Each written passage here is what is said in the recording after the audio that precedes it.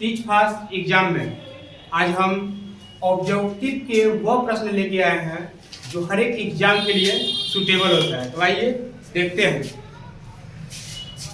यात्री बरबोसा का संबंध था, इसका ऑप्शन है फ्रांस से, पुर्तगाल से, नीदरलैंड से, इंग्लैंड से। देखिए यात्री बरबोसा कहाँ का था? पुर्तगाल से, ऑप्शन बी। इसे ध्यानपूर्वक देख लेंगे। अभी जो हम लोग देखे बारबोस कहाँ से संबंध रखता था, तो हम बताएं कि वह पुर्तगाली था। ठीक है, तो आप लोग पढ़े होंगे कि एक पुर्तगाली और था जो भारत में सर्वप्रथम आया था, उसका क्या नाम था? Vasco D gamma. तो उससे रिलेटेड भी क्वेश्चन आता है। चलिए अब क्वेश्चन नंबर 2, सुदर्शन झील का निर्माण किस मौर्य शासक ने करवाया था? देखेंगे सुदर्शन झील का निर्माण किस मौर्य शासक ने करवाया था। यहाँ से बहुत सारा क्वेश्चन हमारा क्लियर होता है। तो देखिए ए है चंद्रगुप्त मौर्य, बी है अशोक, सी बिंदुसार, डी इनमें से कोई नहीं। इसका आंसर होगा चंद्रगुप्त मौर्य। चंद्रगुप्त मौर्य ही मौर्य वंश का क्या था? संस्थापक था, यही स्थापित किया था। और इसके गुरु कौन थे? चाणक्य, जिसको विष्णुगुप्त के नाम से भी जाना जाता है। चंद्रगुप्त मौर्य का लड़का कौन हुआ? बिंदुसार, और बिंदुसार का लड़का अशोक। अशोक के जो दो लड़का और लड़की थे संघमित्रा और महेंद्र, श्रीलंका में बौद्ध धर्म के प्रचार के लिए गए थे। तो इससे जुड़ा हुआ जितना भी ऑब्जेक्टिव है आप क्लियर कर ले, क्योंकि एक ऑब्जेक्टिव में 4-5 क्वेश्चन समझने का कोशिश करें। ठीक है, ऑप्शन पे भी ध्यान दें कि क्या ऑप्शन है और उससे क्या रिलेटेड क्वेश्चन आते हैं। ठीक है, तो आइए अब देखते हैं तीसरा क्वेश्चन। क्वेश्चन नंबर 3, विशाल स्नानागार के अवशेष कहां से प्राप्त हुए हैं? तो ऑप्शन है ए हड़प्पा, बी मोहनजोदड़ो, सी रोपड़, डी लोथल। तो इसका आंसर जाएगा बी मोहनजोदड़ो। तो आपको ये ध्यान होना चाहिए, ये जो 4 ऑप्शन दिए ये सभी के सभी सिंधु सभ्यता से रिलेटेड है। किससे? सिंधु सभ्यता से।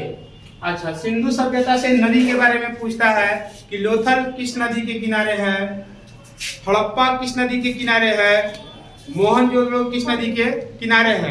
तो देखिए ऐसे याद कीजिएगा इसको, लोभी मौसी। तो लो से आपका जो है क्या हो जाएगा? लोथल। अब भी जो लिखा है इससे भोगवा। तो लोथल किस नदी के किनारे हो जाएगा बच्चा? भोगवा नदी के किनारे हो जाएगा। और जो मौसी है इसका मतलब हो गया मोहनजोदड़ो। अब मोहनजोदड़ो जो है किसके किनारे हो गया? तो सी से सिंधु। तो इस तरह से ये आप याद कर सकते हैं। इसके बारे में हम एक अगला वीडियो बनाएंगे जिसमें बहुत सारा ट्रिक बताएंगे। ठीक, देखिए क्वेश्चन नंबर 4, मगध साम्राज्य की राजधानी थी? ए पाटलिपुत्र, बी चंपा, सी कौशाम्बी, डी उज्जैन। तो इसका करेक्ट आंसर होगा पाटलिपुत्र। आपको मालूम होगा पाटलिपुत्र का नाम बदल के पटना शेरशाह ने रखा था। ठीक है, शेरशाह के समय से ही रुपया शब्द आया, जिसको आज पैसा कहते हैं ना, रुपया। तो पहले मुद्रा, पौड़, क्या क्या बोलते थे। तो हमारे देश में 2 काम शेरशाह अच्छा किया, एक ग्रांड ट्रंक रोड का मरम्मत करवाया, ऐसे बनवाए तो वो सम्राट अशोक थे। अब उसके बाद आपको मालूम होना चाहिए मगध जो है अपने समय में 16 महाजनपद थे, उसमें से बहुत ही महान माना जाता था। ठीक है, तो चलिए आते हैं नेक्स्ट क्वेश्चन नंबर 5, अशोक के प्राप्त अभिलेखों की संख्या थी? ऑप्शन है ए 77 77, बी 25 75, सी 44 44, डी 66 66। तो सही ऑप्शन है सी। अब देखिए शिलालेख, सबसे पहले बात अभिलेख आ गया। तो अभिलेख क्या है भाई? पत्थर का होता था ऐसे इस तरह से। ठीक है, इस पर कुछ लिख दिया जाता था। तो अशोक के 4400 जितना अभिलेख था उसमें सबसे बड़ा 13वां अभिलेख था, जिसमें वो कलिंग युद्ध के बारे में चर्चा दिया था। ठीक है, चलिए नेक्स्ट में आइए देखते हैं क्वेश्चन नंबर। तो क्वेश्चन नंबर 6 देखेंगे, अशोक की कलिंग विजय का उल्लेख मिलता है? अभी हम बताएं तो आपको याद होगा। ऑप्शन नंबर ए देखिए 10वें अभिलेख, 11वें अभिलेख, 12वें अभिलेख या 13वें अभिलेख। आंसर डी के साथ जाएगा 13वें अभिलेख। अब देखिए अशोक बहुत से किताबों में मिलता है कि 100 भाइयों को मार करके राजा बना था, ठीक है। अशोक की पत्नी जो थी, भाई राजा के पहले बताया था ना बहुत सारी पत्नी होती है, तो इसकी एक प्रिय पत्नी थी कारुवाकी। कौन? कारुवाकी, जिससे ये बहुत मानता था, ठीक है। चलिए क्वेश्चन नंबर 7 देखिए, क्वेश्चन नंबर 7 होगा, 6 इसके पहले था, ठीक है, जाने दो, इससे कोई दिक्कत ना है। क्वेश्चन नंबर से क्या मतलब है, हम लोग को तो क्वेश्चन से मतलब है ना। तो मोहनजोदड़ो किस नदी के किनारे है? तो ए रावी, बी भोगवा, सी कालीगंगा, डी सिंधु। तो इसके पहले हम बताते हैं लोभी मौसी, तो ये तो ऐसे ही याद हो गया, मौसी, मो से मोहनजोदड़ो गया, सी से सिंधु, इसका आंसर क्या जाएगा? सिंधु। अब देखो रावी, तो इसका हरा, क्या? हरा, ह से हड़प्पा, रा से रावी। हड़प्पा किस नदी किनारे है? रावी, ठीक है। आलो भी बताइए कि है ना।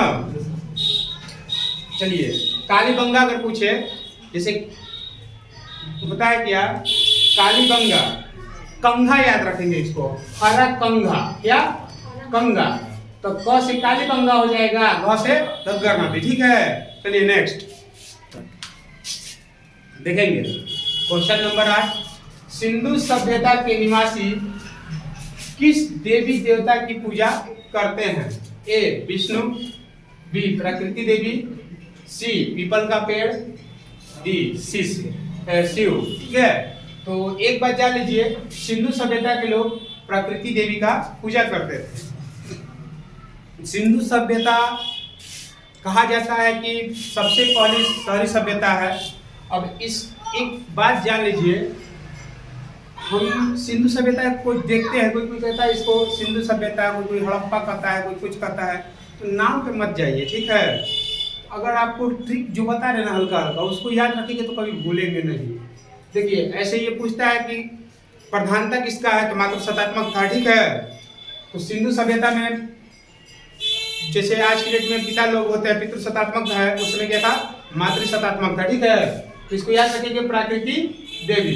तो question number 9, question number 9, Mohenjodaro की जानकारी किस पुरातत्वविद से मिली है? तो ऑप्शन है ए आर.डी. बनर्जी यानी रखालदास बनर्जी, ऑप्शन बी दयाराम साहनी, सी है जॉन मार्शल, और डी है गोल्डन चाइल्ड। तो आप देखिए ऐसे क्वेश्चन में बहुत से बच्चा गलती मार के आते हैं, तो आपसे गलती ना हो इसके लिए आपकी एक चीज याद रखेंगे, हद मोर, क्या? हद मोर। तो ह से जो है हड़प्पा हो जाएगा आपका, और द से दयाराम साहनी हो जाएगा, ठीक है। और मो से आपका मोहनजोदड़ो हो जाएगा, इसका नाम थोड़ा बड़ा पड़ जाता है। और र से रखालदास, यानी कि रखाल, रखाल को क्या कहेंगे? आर से र, रखाल, ठीक है। तो आप इसको याद रखिएगा, मोर, मोहनजोदड़ो, रखालदास। तो हमको क्या मिला? आर.डी. बनर्जी यानी रखालदास बनर्जी। तो आशा करते हैं आपको ये अच्छी तरह से समझ में आया होगा। तो क्वेश्चन नंबर 10 देखिए, क्वेश्चन नंबर 10, एलोरा के कैलाश मंदिर का निर्माण किस राजवंश ने किया था?